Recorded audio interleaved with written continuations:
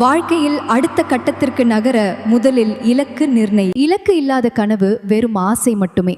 ஆனால் இலக்கு நிர்ணயித்த கனவு ஒரு நாள் நிச்சயமாக வெற்றியாக மாறும். இலக்கு நோக்கி பயணம் என்பது முயற்சி, போராட்டம், தோல்விகளை தாண்டுவது, கனவுகளை நிஜமாக்குவது.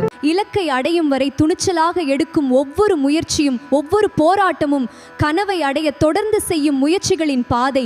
கனவை நம்பி துணிச்சலாக முன்னேறு, நின்று விடாமல் போராடு. அந்த பயணத்தில் தோல்வி வந்தாலும் அதை கண்டு பயப்படாதே.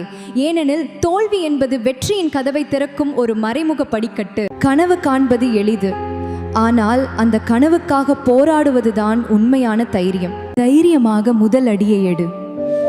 அந்த ஒரு அடி உன் வாழ்க்கையை மாற்றிவிடும். ஒரு நாள் உன் கனவுகள் உன்னை வெற்றியின் உச்சிக்கு கொண்டு செல்லும். ஆகையால் இலக்கு நிர்ணயி, கனவை பிடி, தோல்வியை மிதி, வெற்றியை அடை.